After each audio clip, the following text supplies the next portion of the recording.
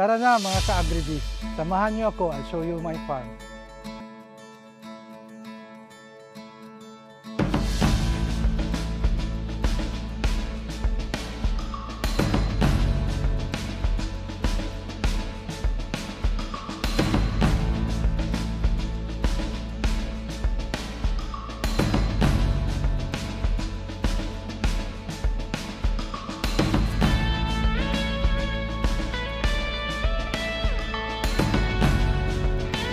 The CL Food Product is basically a company that we registered to start processing the beans coming from the Criollo trees, which are basically our mother plants. As we are growing mother plants to get propagation material, and the mother plants started to produce pods, and these pods are the Criollo pods that also can be used as a material for fine flavor chocolates.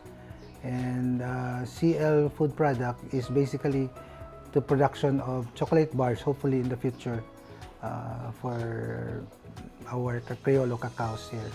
Cacao is cacao, no? But generally there is different groups when it comes to the cacao cultivars.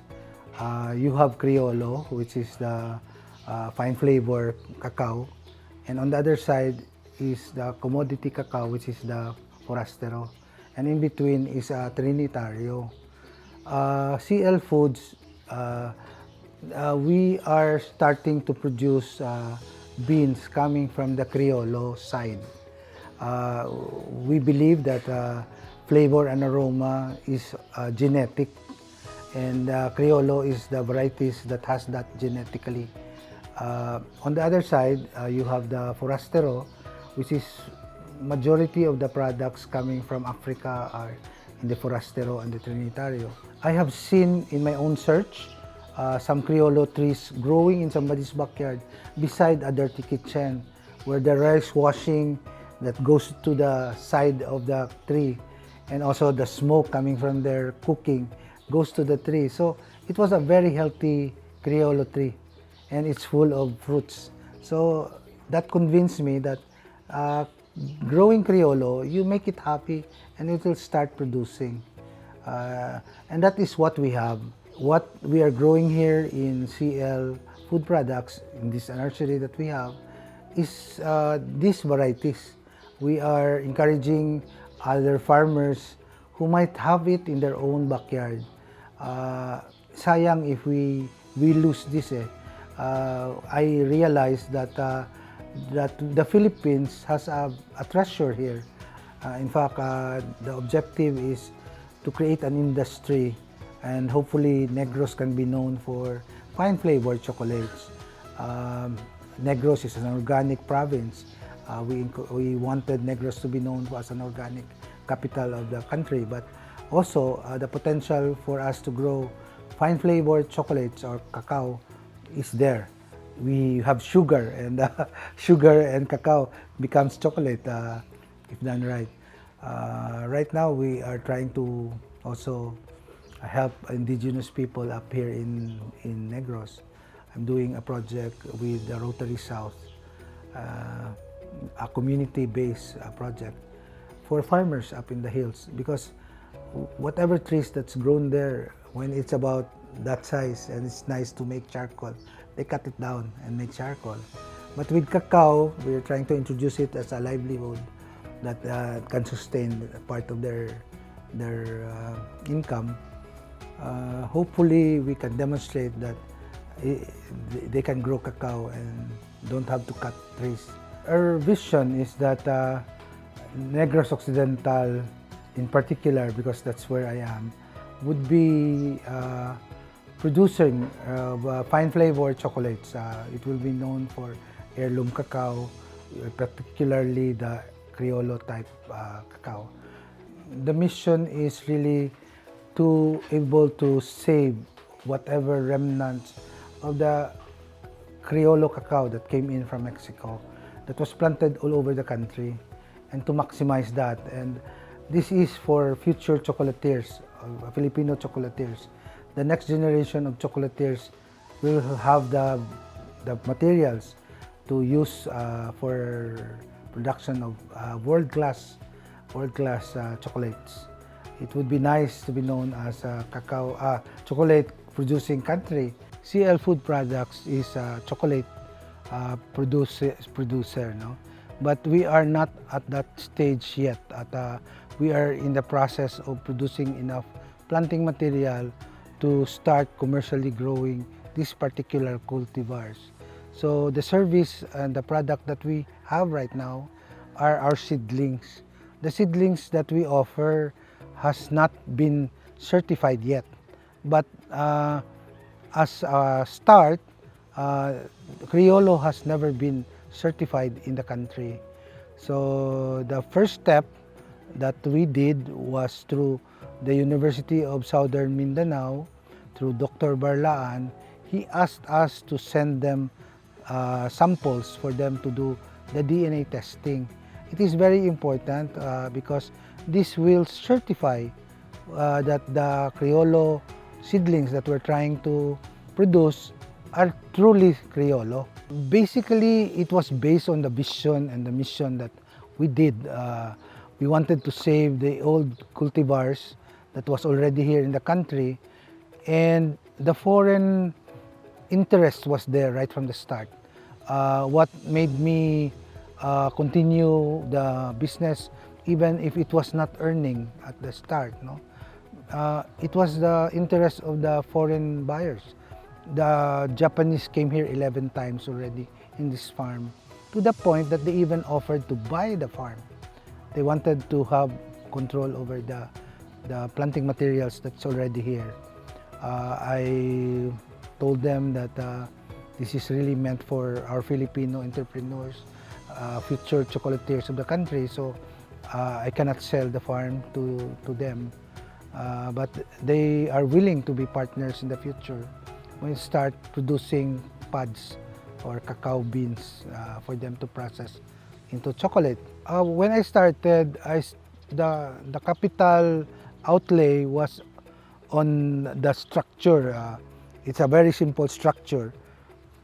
We had neighbors, our neighbor had eucalyptus trees, so I bought the eucalyptus trees, made it into poles, and made it as my poste. And that's just a net over it, a commercial fish net. And we laid out the nursery. So the capital was less than 50,000 for the structure. Maybe 50 to 60 would be a fair estimate. No, it was a personal saving on my part. I was also very lucky because this property is owned by the family. It's still common among us siblings. I have brothers and sisters who allowed me to use this farm. When you go into cacao, right from the start, it should be very clear what direction you want. For me, it was very clear right from the start that I want a niche market for heirloom cacao. This particular Criollo cacao was really meant to be high-value chocolates. I was not there to sell only beans. That was the drive behind the project. I wanted to produce quality chocolates that will command a premium price so that it would be worth our time and effort. Okay? And I think that is more important. When you start to grow your cacao, know your market. So sa mga bagong mag-grow, if you want to produce it as a commodity beans, you have to have the volume for it. But if you want to produce chocolate bars, it's better to have, let's say, 1,000 healthy cacao trees, not Criollo, than to have 10 or 20 hectares of commodity cacao. And chocolate is sexy. For the younger generation farmers, I think it would appeal to them if their crop comes out as a chocolate bar. In fact, a friend of mine who is also growing cacao in Cebu was telling me, Chris, I am worried why my kids are not interested with farming.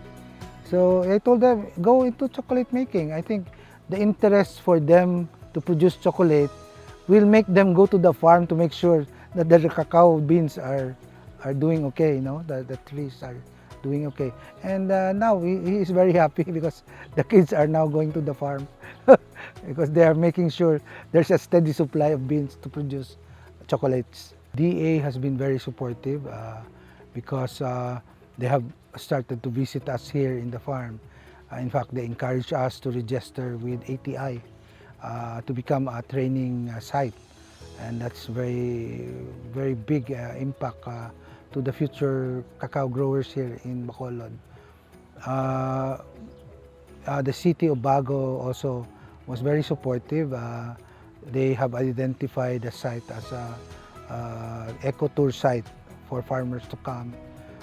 PEMO, this is the Provincial Environment Management Office of the province, has been sending their ISF community who are into cacao and other crops to train here with us. And all of this made us be known that there is a cacao producer here in Negros.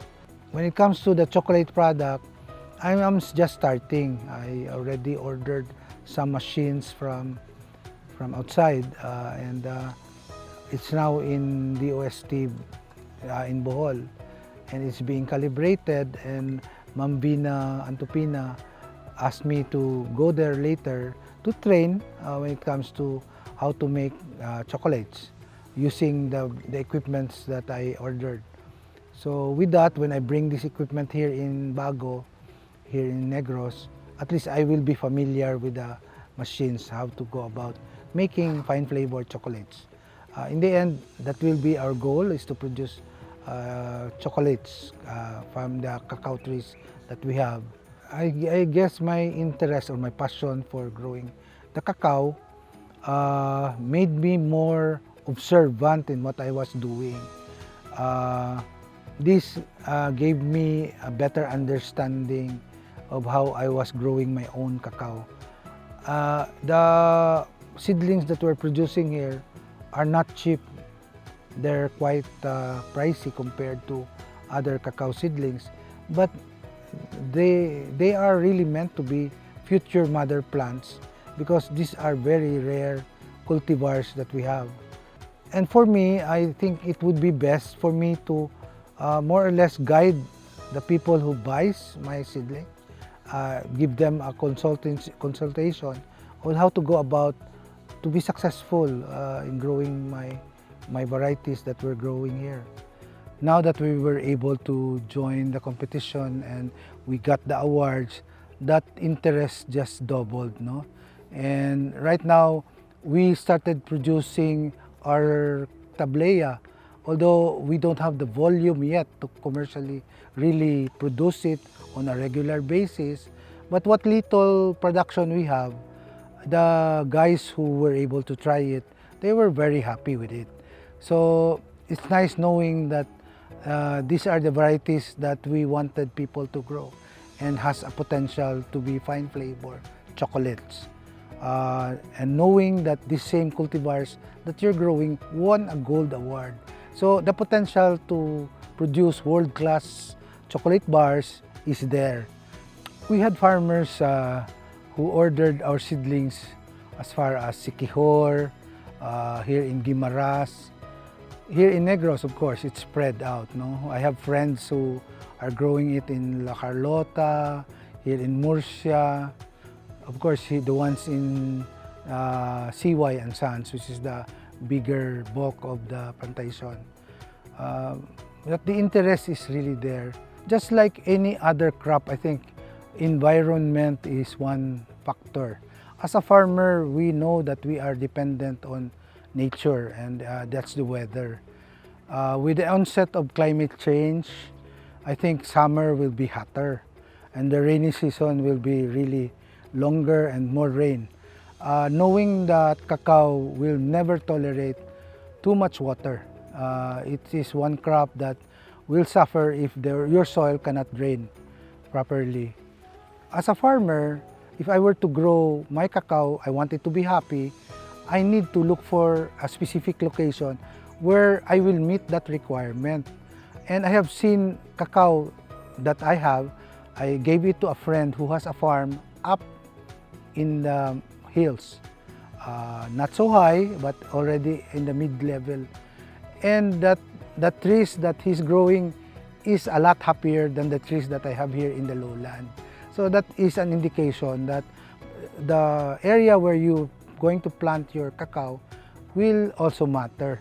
When it comes to future plans, no, we wanted to set up already the processing of a small chocolate facility here, right here in the farm. Farmers has been coming over here to train how to make seedlings, how to take care of their cacao trees. We wanted also to show them that it can be done in their own way, how to produce tablea to start with. This gives them the value adding that they need to give them the necessary income, no, to sustain their farm.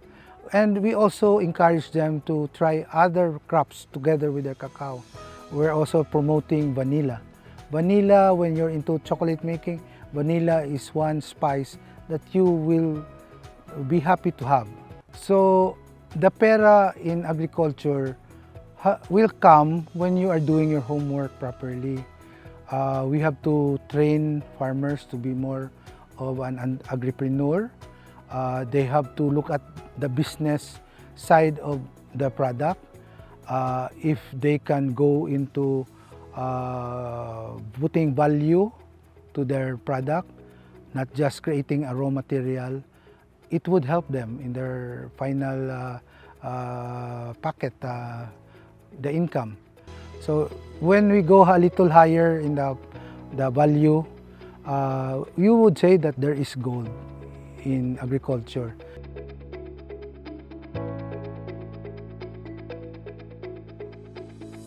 Salamat mga ka-Agribis! I hope you enjoyed. Sa ulitin, bye-bye!